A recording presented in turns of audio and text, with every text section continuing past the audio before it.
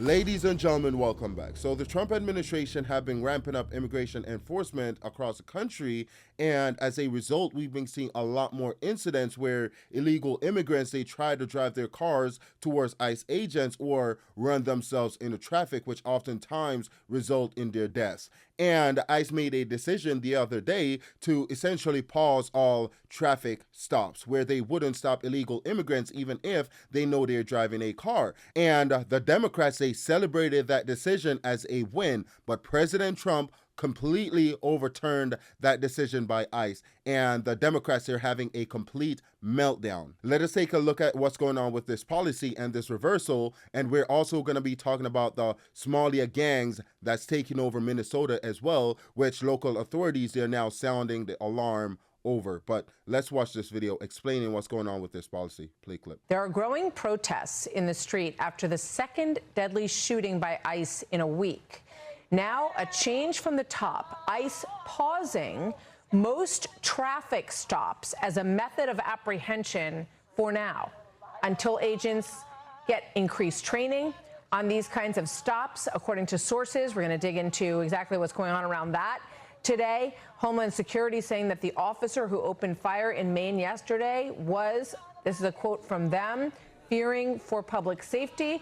We know that there are investigations that are underway right now into exactly what happened. Now, DHS says that last week's deadly shooting in Texas was self-defense after a driver rammed an ICE vehicle with his van. The three passengers say that the officer was not in front of the van. This decision was a snap decision by ICE to suspend all traffic stops until ICE agents received additional training. And a lot of folks disagreed with this decision because they want to see mass deportations. And the traffic stops, they're a huge part of how ICE is able to carry out these mass deportations. And while it's unfortunate that people are losing their lives, what people need to do is stop trying to run over ICE agents. Just comply. That is all you need to do. If ICE or any law enforcement authority stops you, just present an identification and go on about your day. But it seems as if not everyone agreed with this new policy by ICE, because here's Tom Homan.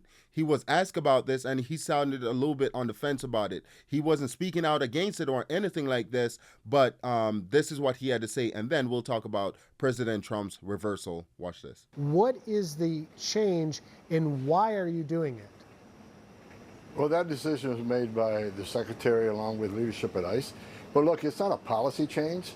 It's a temporary pause.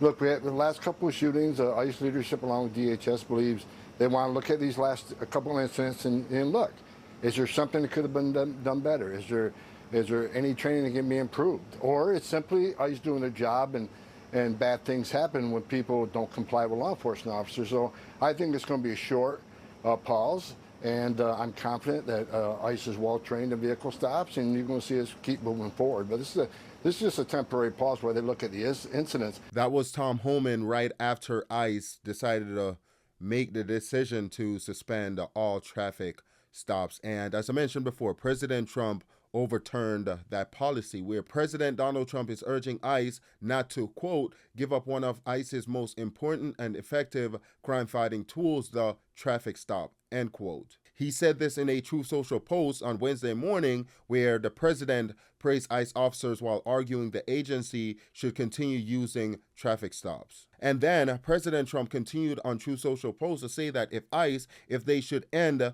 traffic stops, what they'll do, they'll play right in the hands of the criminals, and that the radical left Democrats would like to see this done, but it won't happen on his watch. And I completely agree, because here we have a video of a radical left-wing individual out there advocating for civilians to impede federal law enforcement. Watch this. If you see ICE disappearing people in the streets, will you get in the way? Yes! If you are charged with enforcing any part of the president's unlawful executive orders, will you resist? Yes! If your neighbor needs a place to hide, will you hide them? Yes!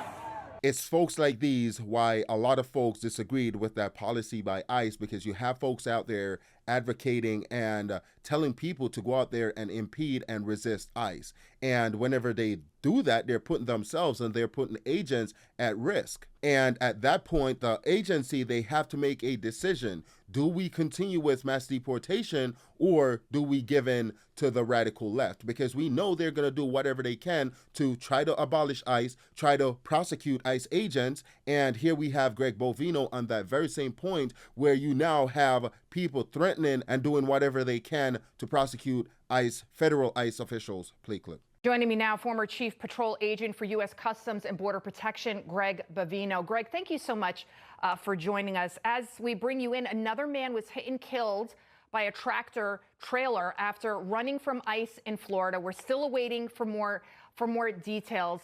What do you think about what Democrat leaders are saying? We still don't have all the facts in this case. Sure. Well, Lydia, thanks for having me, and it's good to see you. Indeed, we don't have the facts, but they are ready to prosecute and vilify those ICE agents. They're calling them terrorists, for goodness sake. They're ready to prosecute and vilify them right on the spot without having those facts. I saw that in Minnesota. I saw that in Chicago, Los Angeles. No matter what those ICE agents do, according to the Democrats, it's going to be wrong. That was former Commander at Large Greg Bovino. He was over there in Minnesota or Minneapolis, and they did some pretty good work over there. They got rid of a lot of illegal aliens, undocumented folks, Somali criminals. They got them deported, a lot of them. And since we're talking about Minnesota, let us talk about the new issue where residents are facing over there, where you have these Somalian gangs taking over the state. At first, it was these Somalia fraudsters, these daycare folks, and now you have gangs taking over the state, Somalian gangs. And you have local authorities and residents speaking out against it. And then you have these activists, they're saying, well, they're being targeted. People are being racist against them. Let us watch this report. In Minnesota's Somali community back in the spotlight, the sheriff for the state's second biggest county says a small number of Somali youth gangs are driving a surge in violence. Community leaders call the warning divisive rhetoric. What's the truth? Well, Garrett Tenney has the details live from our Midwest Bureau. Hi. Hey, Dana. Well, this is Ramsey County, so it includes St. Paul in just the Twin City area.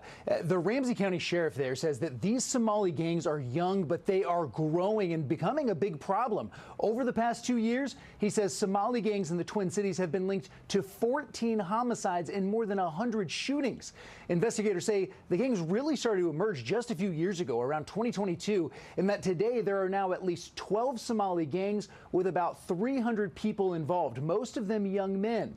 And the sheriff's department says the motivation behind a lot of the violence these gangs are causing is different from what they traditionally see. My question is, are these the same pioneering Somalians who built Minnesota? Because according to Ilhan Omar and the rest of the Somalians over there, they're saying that Minnesota was built by Somalians. So I'm wondering if these are the Somalians that they're talking about. And here we have the local sheriff actually warning the community of this growing issue. And then this lady on the left, you want to hear her response. But let's listen to what the sheriff has to say. Play clip. In the last 2 years, there's been 14 Somali homicides, 100 plus Somali shootings, all gang related. So we're going to talk about what we can do to make a difference and how we can stop this from happening in the community. And that was the local sheriff bringing awareness to this growing issue, because he probably saw how his community changed over time, and he wants to make the people of his, jurisdiction safer. Right? That's what any good law enforcement individual would want to do. And that oftentimes include educating the public. And listen to what this lady had to say in response to the sheriff. Watch this. We do not accept somebody using their platform to demonize and criminalize our young people. Let me say that again. We will never accept anyone, I don't care who they are, using their platform. Well, there's one thing that I want to tell this lady right here. This is America, and in America, you have this thing, it's called a constitution. I don't know if you guys have one in Somalia, but you have the First Amendment, which gives us free speech to say whatever we want, whatever people want to say. They can use their platform to say whatever they want, and no one cares if you accept that or not, especially when you have a sheriff going out there, speaking the truth, saying what's happening in the community, after Joe Biden imported millions of folks into this country. And now they're destroying these communities. And that brings us to the end of this video. Please let me know what you think in the comment section below in regards to President Trump overturning that new ICE policy. And let me know what you think about the Somalia gangs in Minnesota. Also, please consider liking, sharing, commenting, and subscribing. And I'll see you in the next video. Thank you for watching all the way to the end.